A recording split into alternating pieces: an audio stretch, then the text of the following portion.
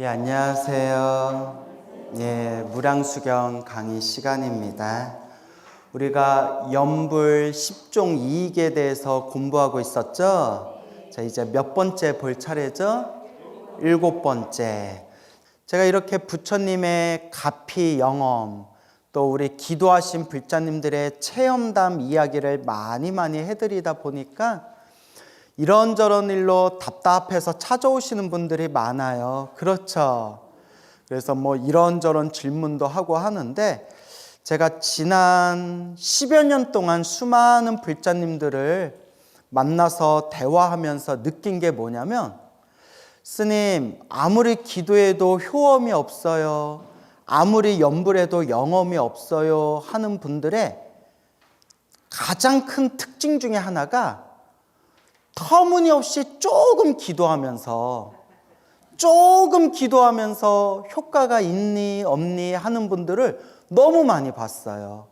그래서 자기 입으로는 저 기도 많이 하는데 효험이 없어요 이래서 꼬치꼬치 물어보면 그렇게 기도를 많이 하는 것 같지도 않은데 좀 깔짝깔짝 기도해 놓고 효험이 있니 없니, 영험이 있니 없니 이런 얘기를 너무 많이 들어가지고 이젠 그냥 그러려니 해요. 왜 그러려니 하느냐? 여러분, 이건 제 얘기가 아니라 큰 스님들도 하신 말씀인데, 수행 잘하는 것도 타고난 그릇이 있대요. 기도를 열심히 하는 것도 타고난 그릇이 있대요. 요새 이제 뇌 과학자들도 하는 얘기지만, 뇌를 연구하는 학자들도 하는 얘기지만, 뭐 유튜브 같은 데 보면 재미난 내용이 많이 나오는데, 공부 잘하는 것도 유전이래요. 특히 100%는 아니겠지만 제가 본 내용에 이렇게 연구를 해보니까 애들 지능이 엄마를 많이 닮아간대요. 그러니까 여러분들 애들 공부 못하면 누구 닮은 거예요? 엄마 닮을 확률이 커요. 예. 그러니까 애들한테 공부 잘하니 못하니 그런 얘기 하기도 뻘쭘해요. 누구 닮는다? 부모님 닮는데요. 특히 머리 좋고 나쁜 거는 엄마 많이 닮는데요. 다 그런 건 아니겠지만, 뭐 제가 본 내용이 틀릴 수도 있겠지만 유튜브나 그런 데서 학자들이 나와서 그 연구하는 사람들이 나와서 그런 썰을 풀더라고요. 공부 잘하는 것도 유전이다. 근데 어느 정도 동감하시죠? 그와 같이 우리 큰 스님들도 수십 년 동안 수많은 젊은 스님들 공부하는 거, 불자님들 기도하는 거 다 지켜봤을 거 아니에요? 수행 잘하는 것도 타고나야 되더라. 기도 열심히 하는 것도 타고나야 되더라. 그러니까 어느 정도 타고나야 된대요.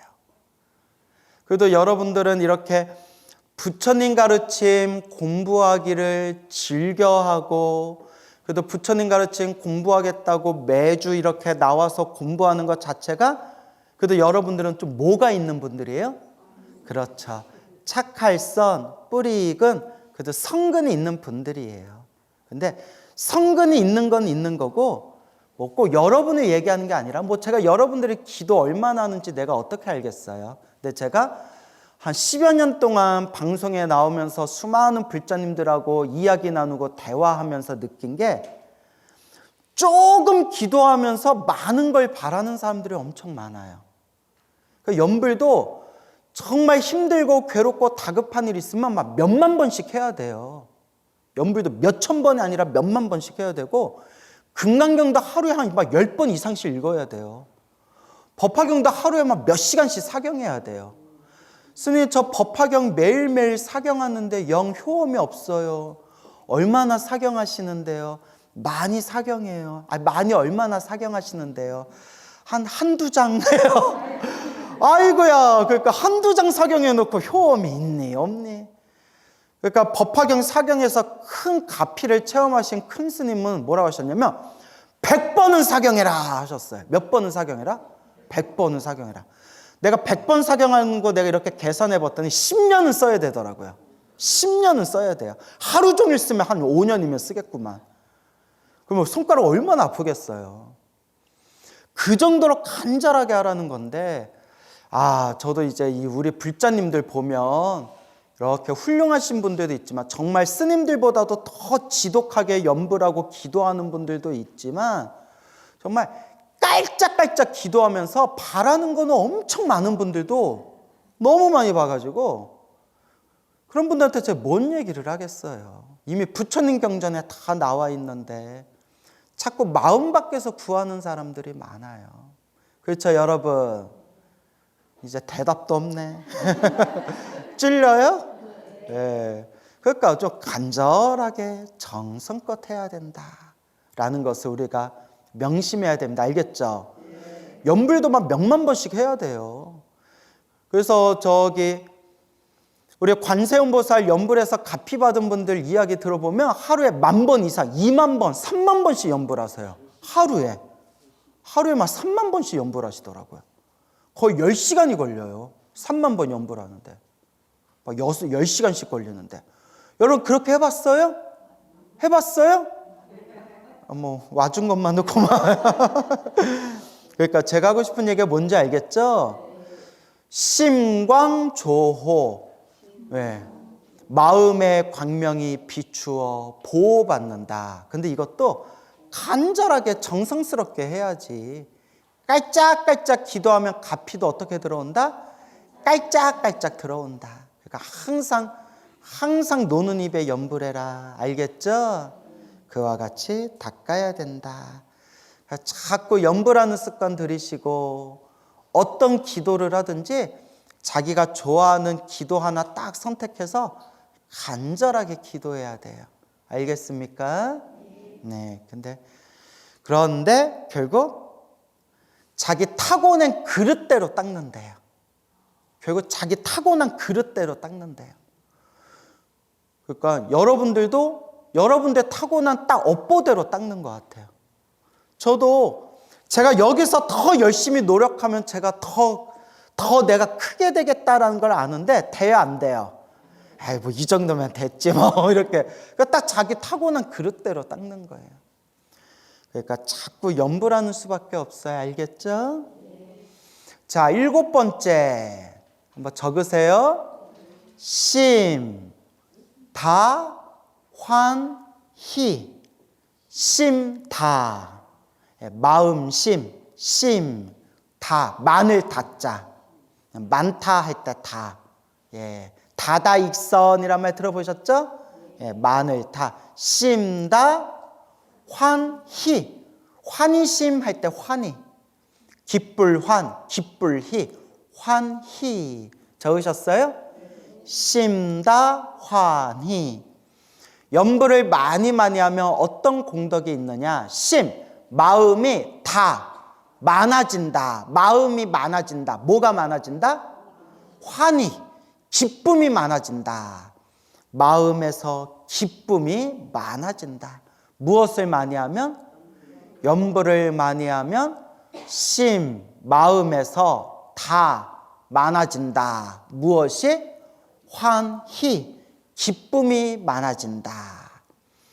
그래서 우리가 간절하게 염불하면 정말 몸과 마음이 편안하고 고요해지는 그 경지에 들어가게 돼요. 그걸 뭐라고 하냐면 따라해 보세요. 경안, 가벼울 경, 편안할 안.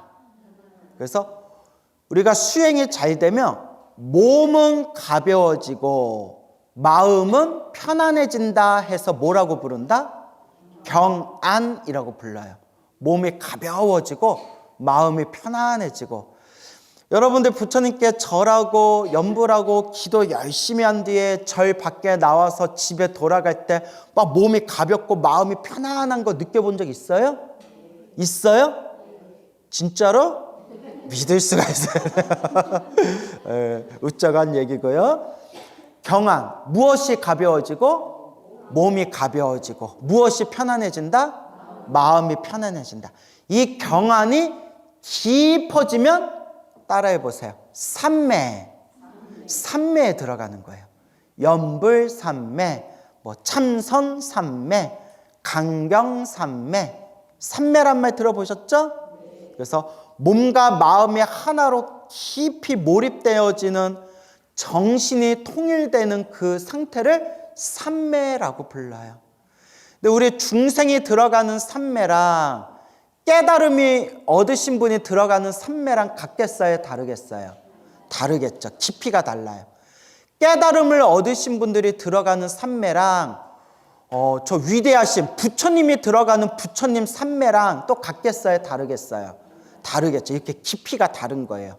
수행의 상태에 따라서 깊이가 달라요. 하지만 마음의 기쁨이 느껴지고 몸은 가볍고 마음이 편안해지면서 무엇에 들어가게 된다? 삼매에 들어가게 된다. 연불을 해서 깊은 경지에 들어가면 무슨 삼매라고 불러요? 연불삼매라고 불러요. 그래서 연불삼매에 들어가면 정말 진짜 불보살림을 친견하게 된대요. 더 깊이 들어가면 내 마음의 불성, 내 마음의 부처님을 깨닫게 된대요. 어느 세월에? 우리는 어느 세월에 그런 경지에 들어갈까요? 알겠죠? 그래서 마음에 환희, 기쁨이 많아진다. 그래서 저기 어느 큰 스님은 하루에 연불을 3만 번씩, 하루에 연불을 3만 번씩 마음을 집중해서 하루에 3만 번씩 연불을 하다 보면 나중에 몸과 마음이 텅 하고 몸과 마음이 사라지고 몸과 마음이 편안하고 깊은 상태를 반드시 체험하게 된다. 뭐 이런 말씀들을 하시더라고요. 그런 맛을 보면 연불을 안 할래야 안 할 수가 없어요. 수행을 안 할래야 안 할 수가 없어요. 수행의 맛을 보면 부귀영화도 덧없고 온갖 쾌락과 즐거움도 시시하게 느껴진대요. 그러니까 수행하는 스님들이 결혼 안 해도 행복하게 사는 이유가 결혼하거나 부귀영화를 누리거나 세상의 쾌락을 누리는 것보다 더 깊은 마음의 행복과 기쁨을 느끼기 때문에 스님들의 산속에서 혼자 살 수 있는 거예요. 마음이 너무 편안하고 고요하고 기쁘니까. 여러분들 세상 살면서 결혼하고 돈 벌고 세상에서 사는데 어떻게 재밌어요? 재밌어요? 재미없을 거 여기 와서 강의 듣고 있지. 그러니까. 그래서 기도하고 간절하게 연불하고 수행하다 보면 무엇과도 바꿀 수 없는 무엇을 얻게 된다? 마음의 기쁨, 마음의 행복을 얻게 된다. 또 연불과 기도가 피로 마음의 행복을 얻으신 분들이 참 많잖아요. 옛날 옛적 조선시대였나? 옛날 옛적에 어느 과부가 있었는데 과부. 젊은 나이에 과부가 되니까 아유, 세상 사는 것도 재미도 없고 이거 뭐 아무 낙도 없고 그러니까 믿을 건 뭐밖에 없어요? 예, 부처님밖에 없는 거예요. 그래서 간절하게 연불했대. 그래서 매일매일 아미타경을 읽고 매일매일 아미타경을 읽으면서 항상 매일매일 간절하게 나무 아미타불, 나무 아미타불, 나무 아미타불 연불을 했는데 1년이 지나고 2년이 지나고 3년 정도 지났을 때 얼마나 간절히 연불했겠어요. 3년 정도 지났을 때 호련히 연불하는데 눈앞에 아미타 부처님이 나타나셨대요. 그래서 아미타 부처님이 환하게 웃으면서 아미타 부처님이 갖고 계신 연꽃을 그 여인에게 다 연꽃을 주셨대요. 그걸 전문용어로 플러팅? 아니 왜 부처님이 왜 과부한테 꽃을 줘? 사람들 오해하게. 그린라이트? 그래서 부처님이 들고 있는 연꽃을 다 그 여인에게 주니까 여인이 그 연꽃, 부처님이 주신 연꽃을 딱 받자마자 딱 눈앞에서 환상이 딱 사라졌대요. 그래서 연불하다가 눈앞에서 아미타 부처님이 연꽃을 주시는 그 연꽃을 딱 손으로 받는 환상을 보고 난 뒤에 그 다음부터 몸과 마음이 너무 편안해지고 마음이 너무 행복해졌다. 그런 이야기가 전해지고 있어요. 그러니까 갚이 받은 거죠. 그렇죠. 저랑 아주 잘 아는 스님이 있는데 이 스님이 예전에 이상하게 그렇게 가슴이 답답하더래요. 막 가슴이 답답하고 막 자꾸 가슴이 답답하니까 자꾸 한숨이 나오고 막 온몸이 막 이렇게 얻어맞은 것처럼 막 온몸이 막 이렇게 뻑적지근하고, 그러니까 막 일종의 만성피로 같은 거 있잖아요. 만성피로에 우울증 같은 증세가 계속 올라오더래요. 이걸 왜 이러나, 이걸 왜 이러나. 가슴이 답답하고 자꾸 한숨이 나오고, 온몸이 막 뭐 전날에 막 무리해가지고 막 몸에 근육통이 생긴 것처럼 막 몸이 막 뻑적지근하고, 그러니까 자꾸 이게 반복되니까 이거 왜 이러나, 왜 이러나. 그래서 그 쌤이 금강경을 좋아해가지고 금강경을 열심히 읽었대요. 그냥 막. 근데 금강경 읽어도 막 가슴이 답답하니까 막 억지로 막 한숨을 하고 한숨 쉬면서, 부처님 제발 저 좀 도와주세요, 부처님 저에게 힘을 주세요 하고 마음으로 빌면서 계속 금강경을 읽었대요. 여시아문일시불제 사이고기 수고고도건 여대비구 전 1250인고 계속 읽었대요. 여러분 금강경 정도 다 외우시잖아요, 그죠? 금강경 다 외우시죠? 못 외워요? 아유, 어떡해. 천수경은 외워요? 아유, 다행이네. 자, 웃자고 한 얘기고요. 웃자고 한 얘기고, 금강경을 간절하게 외우다 밤에 잠잘 때 금강경 외우다 잠들었는데 생생한 꿈을 꿨는데, 자, 이렇게 변기에 앉았는데 길고 긴 변이, 이렇게 긴 바나나같이 길고 두꺼운 대변이 쑥 하고 빠져나가는 꿈을 꿨대요. 바나나 있죠? 정말 바나나하고 똑같이 생긴 대변이 쑥 하고 뱃속에서 빠져나가는 꿈을 꿨대요. 이걸 우리가 전문 용어로 쾌변이라고 부르죠. 쾌변.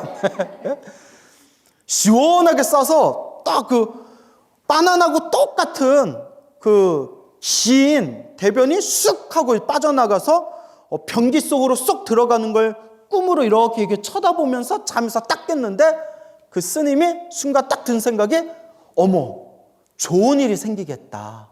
꿈에서 딱 깬 뒤에. 그러면서 똥꿈이 돈꿈이라는데 돈 좀 들어오려나. 신기할 정도로 그 꿈 꾸고 나서 마음이 편안해졌대요. 저랑 아주 잘 아는 스님이에요. 그 꿈 꾸고 나서 희한할 정도로 몸하고 마음이 많이 편안해졌대요. 참 신기하죠? 그게 업장소멸이 된 거예요. 금강경 읽으면서. 또 저랑 아주 친분이 있는 어느 보살님이 계시는데, 그 보살님이 젊었을 때부터 막 승질 불같고 막 방황을 많이 했대요. 소위 말하는 좀 노는 여자였대요.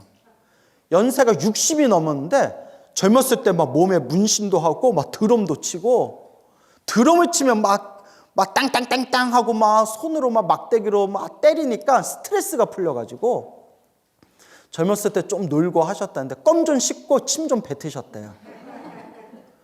그렇게 화가 많고 짜증이 많았대요. 집안에서 걱정할 정도로.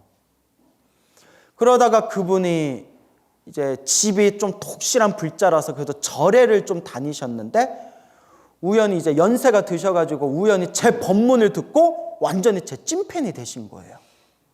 그래서 제 법문을 듣고 들으면서 나도 기도해야 되겠다, 나도 이제 기도 좀 시작해야 되겠다 해서 기도를 했는데, 특히 법화경 사경을 열심히 하셨대요. 한참 법화경 사경할 때 하루에 막 3-4시간씩 사경하고, 시간이 넉넉할 때 하루 종일 12시간 사경한 적도 있었대요. 12시간을. 그 정도는 해야 돼요, 여러분.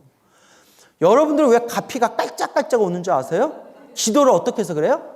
깔짝깔짝해서 그래요. 근데 12시간을 사경인데 더 하고 싶어도 손가락이 아파가지고 못했대요. 너무 손가락이 아파가지고. 그러니까 한참 그렇게 이제 법화경 사경하고 할 때 신비한 꿈을 많이 꿨는데, 특히 법화경 한창 사경할 때 생생한 꿈을 꿨는데, 온 동네 방네, 집 안에 있거나 집 밖에 있거나 주변에 있는 모든 귀신들이 다 모이더래요. 꿈속에서 귀신들이 싹 다 모이는데, 세상에 목 없는 귀신, 눈 없는 귀신, 코 없는 귀신, 배 없는 귀신, 다리 없는 귀신, 온갖 귀신들이 다 모여들더래요. 여러분 그 국악 중에 온갖 잡새가 다 몰려든다 그거 아시죠? 온갖 귀신이 다 몰려들더니 자기한테 우리 멀리 간다, 잘 간다 하고 인사하면서 그 오만 귀신들이 다 멀리 사라지는 꿈을 꿨대요. 영가천도죠, 영가천도. 딱 그 꿈 꾸자마자 그렇게 평생 자기를 괴롭혔던 화, 짜증이 싹 사라졌대요. 그 주변의 가족들조차도 야, 너 너무 많이 변했다. 너 진짜 많이 변했다. 너 성격 많이 변했다. 라는 소리 들을 정도로 괜히 막 화가 나고 짜증나고 신경질 나는 게 싹 사라졌대요. 그래서 가끔 그런 생각을 해봐요. 큰 스님들 법문 들어도 그런 내용이 나오는데 여러분 물론 과학적으로 성격은 이미 엄마 뱃속에서 어느 정도 정해진대요. 그래서 물론 커가면서 성격이 변하는 것도 있지만 또 이제 그 성격을 연구하는 학자들이 뭐 유전자, DNA 막 이런 거, 뇌과학 이런 걸 통해서 이미 태어나기 전에 엄마 뱃속에서 이미 어느 정도 성격이 좀 만들어지는 것 같다. 그런 얘기를 하더라고요. 책으로도 나왔는데 그런 내용들이. 그런데 성격은 어느 정도 타고나는 거지만 그러니까 성격 중에서 화를 잘 내는 성격도 있을 거고 성격이 덤덤한 그런 성격도 있겠지만 문득 이런 생각을 해봐요. 이제 절에서 일어나는 여러 가지 일들을 이렇게 지켜보면서 괜히 뭐 화를 잘 내고 짜증을 잘 내고 신경질을 잘 내고 감정의 기복 변화가 심하고 막 방황하고 왔다 갔다 하는 그런 약간 평범하지 못한 성격들 중에는 혹시 영가장애가 있는 게 아닐까? 뭔 얘기인지 알죠? 뭐 엄한 귀신 같은 게 영가 같은 게 붙어가지고 그렇게 좀 영가장애가 있는 게 아닌가라는 생각도 가끔 들 때가 있어요. 그래서 기도를 열심히 해가지고 뭐 혹은 뭐 천도제를 지낸 뒤에 구병시식을 한 뒤에 기도를 열심히 한 뒤에 성격이 되게 많이 편안해졌다 이런 얘기 들어보면 이런 것도 좀 무시할 수 없는 세계가 있는 것 같아요. 그죠? 예. 그래서 그런 것들을 우리가 한번 생각해 볼 필요가 있고 결국 답은 하나밖에 없어요. 뭐 열심히 해라? 예, 기도 열심히 해라. 결국 부처님이 항상 우리를 보호해 주시고 우리를 바른 길로 이끌어 주실 거다라는 말씀을 드리는 거예요. 알겠죠? 그래서 심다환이 마음에 무엇이 많아진다? 기쁨이 많아진다. 또 그러니까 그렇게 기도하다 보면 수행하다 보면 막 환희심이 날 때가 있어요. 환희심이 날 때가 있는데 아주 유명하신 큰 스님이세요. 우리나라에서 또 화엄경 잘 보기로 유명하신 큰 스님이 계시는데 여러 스님 계시죠. 큰 스님이 계신데 어떤 아주 점잖으신 어른 스님이 계세요. 불자님들이 참 좋아하는 어른 스님인데 그 스님께서 강원에서 이렇게 화엄경을 보시다가 스님들 이렇게 다 있는 큰 방에서 경을 보시다가 그렇게 점잖고 말도 조용하고 그렇게 점잖은 스님인데 갑자기 남대없이 벌떡 일어나더니 스님들 공부하는 큰 방 한가운데서 춤을 추더래요. 덩실덩실 춤을 추더래요. 생전 그런 스님이 아니었는데 생각해봐요. 그 공부하고 있는데 갑자기 스님이 춤추고 있으면 어떡해. 부비부비부터 핸섬 막 이러고 있으면 저 미쳤나 막 이럴 거 아니에요. 막 덩실덩실 춤을 추더래요. 왜 그러냐 했더니 경을 보다 너무 기뻐가지고 화엄경 보다가 너무 기뻐서 자기도 모르게 막 춤이 나왔다는 거예요. 너무 기뻐가지고 기쁨이 넘쳐서. 그리고 저 아는 어른 스님이 얘기해 주셨는데 그 일이 있고 나서 그 스님이 딱 경지가 바뀌었대요.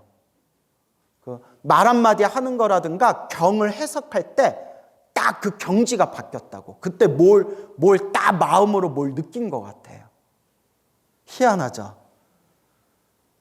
그런데 또 어느 노보살님이 계셨는데 그 노보살님도 유명한 게 10년 전에 모 유명한 절 법당에서 사시불공, 신도들하고 뭐 초하룻날 사시불공 하다가 스님이 목탁치고 기도하고 있는데 스님 옆에서 또 덩실덩실 춤을 췄대. 뭐 춤을 추는 거예요. 야 미쳤나 보다. 근데 그 절에 오래 다니신 노보살님인데. 그래서 나중에 왜 춤췄냐 하고 물어봤으니까 기도하다가 너무 기뻐가지고 자기도 모르게 춤이 나왔다는 거예요. 그러니까 가끔 그런 경우가 있는 것 같아요. 근데 너무 또 자주 그러면 돼야 안 돼요. 또 자주 그러면 병이에요, 여러분. 하여튼 너무 기쁘면 자기도 모르게 덩실덩실 춤을 추더라. 이제 큰 스님들 일화에 보면 참선하다가 공부하다가 덩실덩실 춤을 추더라. 뭐 이런 내용이 나와요. 알겠죠? 예. 그리고 어떤 분은 너무 기뻐서 막 울었대요. 너무 기뻐서 우는 거예요. 왜 우냐 하고 큰 스님이 물어보니까 반은 기뻐서 울고 반은 억울해서 웁니다. 뭐가 억울하냐? 이 쉬운 도리를 모르고 여태껏 이거 알려고 여태껏 밖으로 돌아다녔던 게 억울해서 웁니다. 했다는 뭐 또 그런 일화들이 있고 참 그런 묘한 도리가 있죠. 근데 또 강의 듣다가 또 갑자기 울면 돼야 안 돼요. 우울할 땐 무슨 면? 울면. 자, 그래서 심다환이 염불을 열심히 하고 간절히 하면 마음이 고요하고 편안해지면서 마음에서 무슨 심이 일어난다? 환희심, 기쁨이 많아진다. 여러분, 기도를 열심히 했는데도 마음이 우울하면 그 기도 제대로 못하고 있는 거예요. 수행이 제대로 되면 마음이 기뻐요. 마음이 편안해져요. 근데 수행을 하고 기도하고 염불하는데도 마음이 우울하면 업장이 너무 두꺼운 거예요. 업장이 너무 두꺼운 거예요. 뭐 하는 수밖에 없어요? 더 열심히 하는 수밖에 없어요. 더 열심히 하는 수밖에 없어요. 근데 희한한 게 뭔지 아세요? 마음이 우울하면 뭘 열심히 해야 된다고요? 업장 소멸. 기도하든 염불을 하든 참선을 하든 명상을 하든 수행을 해야 되는데 업장이 두꺼운 사람은 마음이 우울하면 더 안 해요.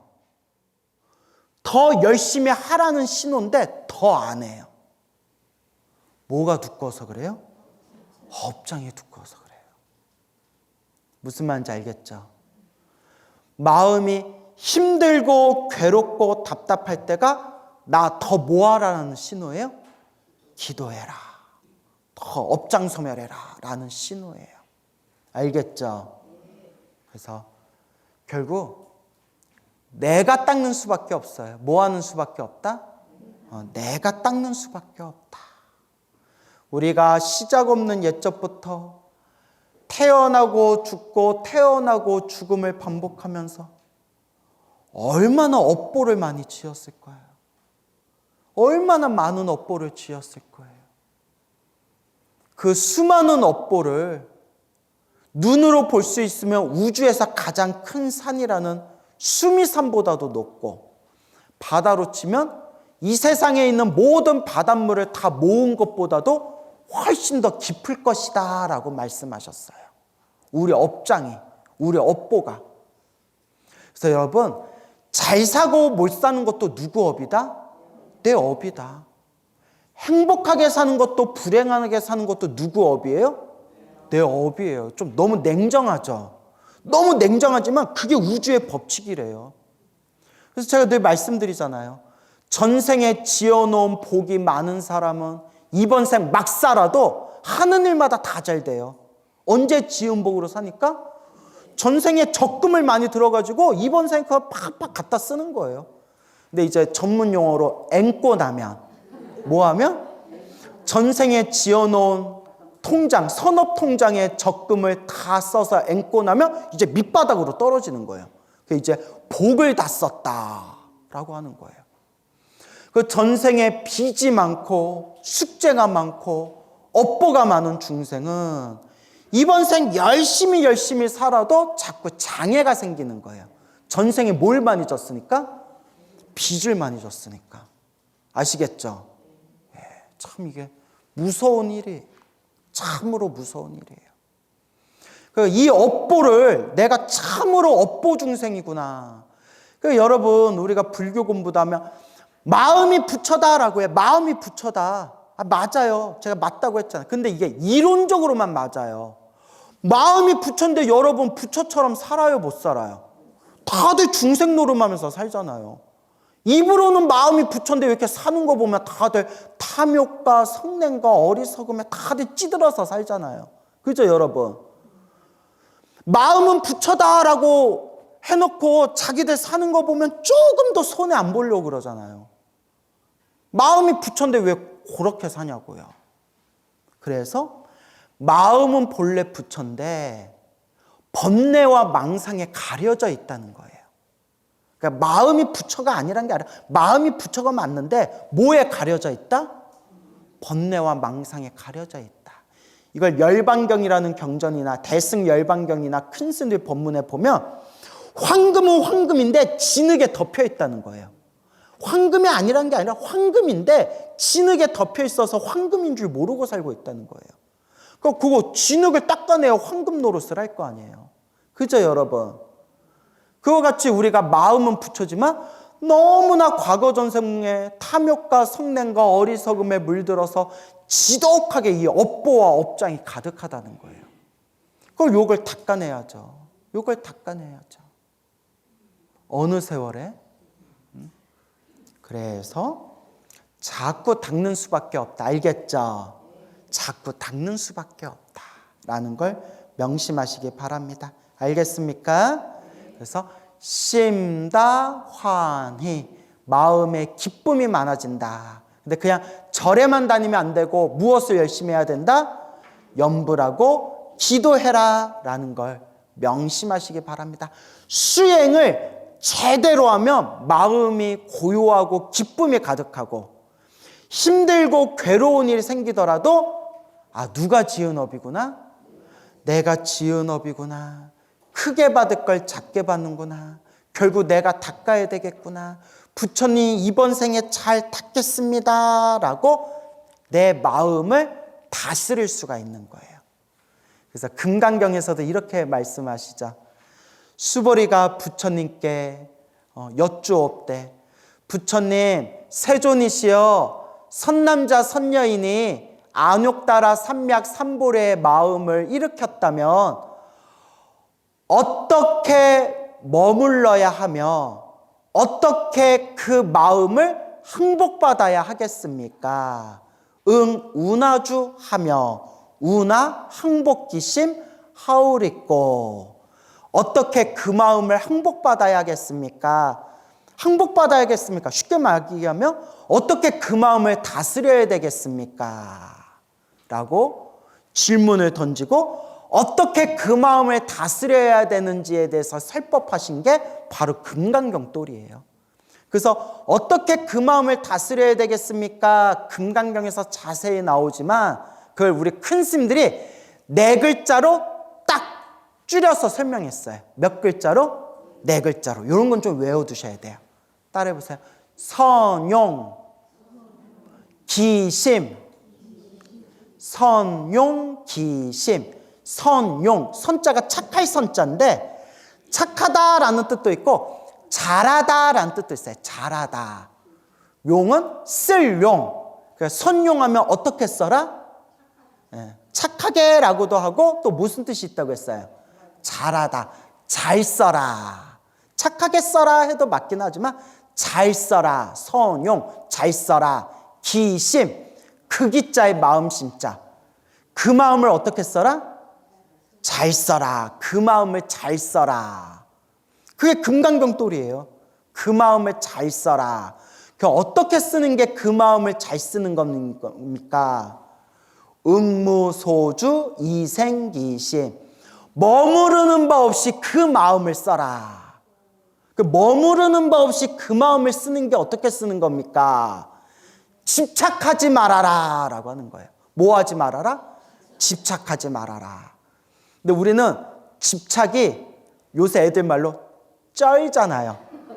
집착 쩔어 막 이러잖아요. 여러분 집착 많아요, 적어요? 겁나 많잖아요. 얼굴 봐라. 얼굴이 집착 덩어리다 아주 그냥. 응? 자, 그래서 선용기신 그 마음을 잘 써라. 집착 없이 그 마음을 써라.